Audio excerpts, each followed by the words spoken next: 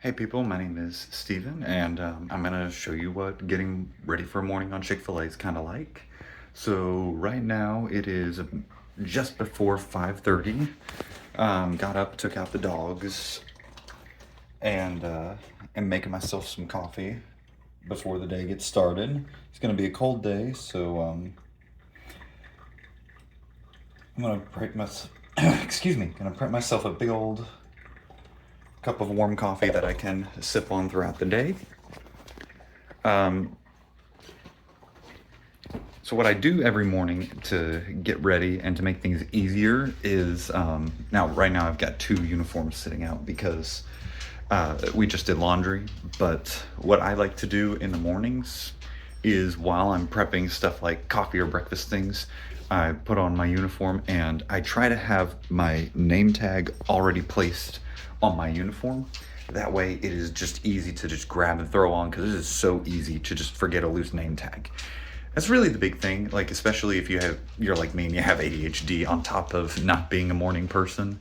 It is best to make things as mindless as possible. So if the night before you can go ahead and have things prepped, that is going to be significantly better for you. That way you can just like grab, throw on your uniform, and you're set to go. Now, what my uniform has, let me show you. Of course, you've got the red shirt and like the grayish type of pants. And you can have an undershirt, but it has to be either a white or a black undershirt, and you are allowed to do sleeves as well. But it has to be a certain type of material, and you can check with one of your supervisors and they'll be able to tell you. And you have to have a pair, let me find where mine are. You have to have a pair of black non-slip shoes. So like these right here. These are my non-slip shoes. I'm getting a second pair pretty soon. That is going to be really the entirety of what your uniform is. Now, in the colder months, if you want to wear a jacket or something, Chick-fil-A does have like a secret store that is for employees, where you can buy things that have the name on it. And pretty much the basic rule, kind of like how I'm wearing this undershirt with sleeves that are visible right now, the big rule is that you have to have the official Chick-fil-A brand logo visible, which means it does need to be a, something company related. Now, on the very cold seasons, they will have like larger puffy jackets available. At least my branch does. So if you do like a shift outside, or not a shift, but a rotation outside, then you can grab one of those jackets on your way out the door. But I think it is helpful to have something like this. All right, and let me finish getting ready, and then I'll talk to you guys a little bit more as I'm getting ready to head out the door. I did almost forget the belt.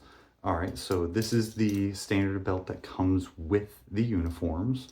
You see it has this little loop piece right here. If you've got a little bit extra slack, what you would do is you just slide that down to the end of where the belt is, so it's not, flipping and flopping around as you're walking around. But the belt can also be cut down. So if it comes in extra long, and it's got this little clasp right here, you can pull back like that. You can slide this out entirely, and then you can actually cut the belt down to the size that you need. You can see there's like a little perforations right there where those little like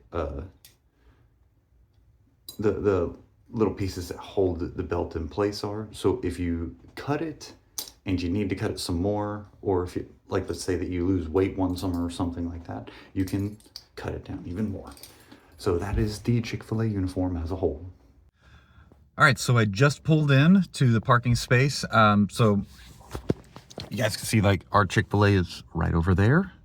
I am parked behind the Dairy Queen because now, your location may have this or may not have this, but for us, we have a park that is right over here that has a lot of like a lot of baseball and soccer tournaments and whatnot. And so on busy days, there are designated spots to park, and all of your locations are going to have that. Ours, we have a spot that's over here for about 5 spaces that's behind the Dairy Queen. Yeah, because no one goes to Dairy Queen. But finding those designated parking spots is an important thing because you want to serve the guest in every way possible. And one of those ways is giving the guest an easily accessible parking spot. I don't want a guest walking all the way back here.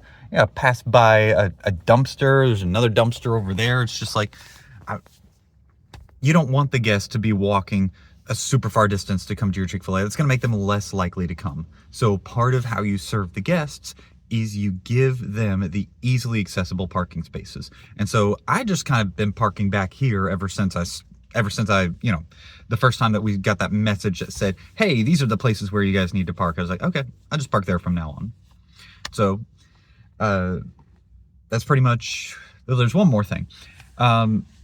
When you pull in to the Chick-fil-A and you're getting ready to start your shift, you can clock in 10 minutes before your shift starts. Now, the important thing is once you clock in, you need to start working.